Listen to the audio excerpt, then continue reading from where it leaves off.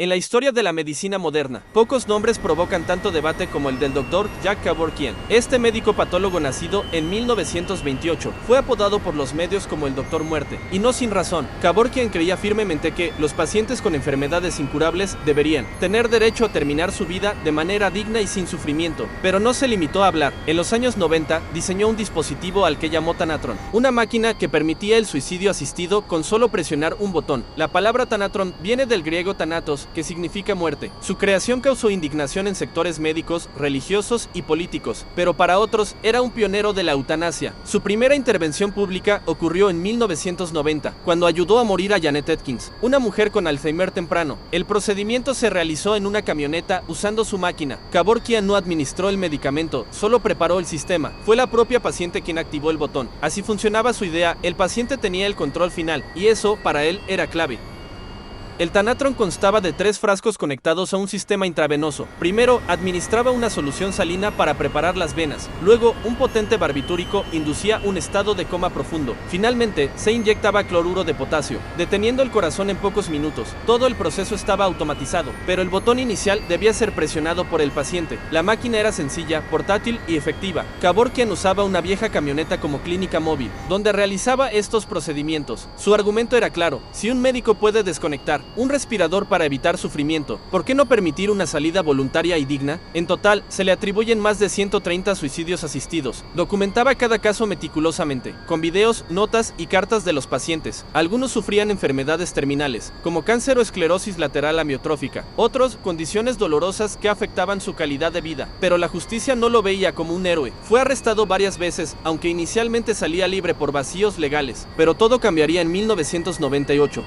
En 1998, Kevorkian cometió lo que para muchos fue un acto de desafío final. Grabó en video la muerte asistida de Thomas Joe, un paciente con esclerosis terminal, y entregó la grabación al programa 60 Minutes. En ese video, Kevorkian no solo preparó el equipo, él mismo activó la inyección letal, ya que el paciente no podía mover sus brazos. La transmisión televisiva causó un terremoto mediático. Era la primera vez que el país veía en horario estelar un suicidio asistido, y eso rompió todos los límites. El fiscal del condado no tardó en actuar. Esta vez no había excusas. Kevorkian fue acusado de homicidio en segundo grado. En su juicio, se representó a sí mismo y utilizó argumentos morales y filosóficos, pero el jurado no quedó convencido. En marzo de 1999, fue declarado culpable y sentenciado a 10 a 25 años de prisión. Su caso dividió al país. Para unos, era un asesino disfrazado de médico. Para otros, un mártir que ponía rostro al sufrimiento de los olvidados. Pero el Thanatron, su máquina, seguía siendo símbolo de una pregunta incómoda: ¿tenemos derecho a decidir cuándo morir?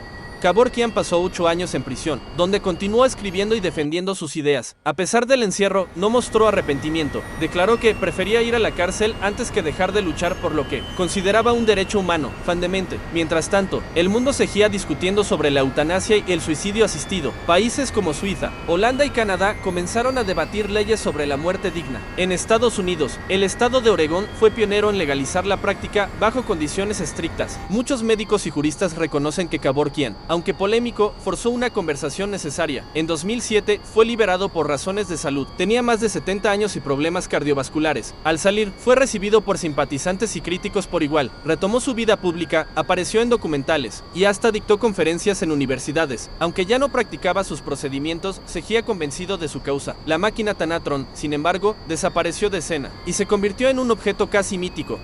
Nadie sabe con certeza qué ocurrió con el Thanatron original. Algunos dicen que fue destruido, otros que permanece escondido por temor a reacciones públicas. Lo cierto es que, con los años, el aparato se volvió leyenda. Inspiró películas, documentales y debates éticos en todo el mundo. Incluso hubo propuestas para exhibirlo en museos médicos, como símbolo del dilema que representa. ¿Es una herramienta de compasión o una arma mortal? Muchos familiares de pacientes asistidos por Kevorkian han declarado públicamente su agradecimiento. Otros, en cambio, lo condenan con rabia. Su figura sigue siendo ambigua. Fue médico, inventor, activista y convicto. Pocos personajes generan tanta división. En entrevistas finales, Kevorkian dijo que no se consideraba un asesino, sino un libertador, que no buscaba la muerte, sino evitar el sufrimiento. Su argumento siempre fue el mismo: si ayudamos a los animales a morir sin dolor, ¿por qué no dar ese derecho también a los humanos?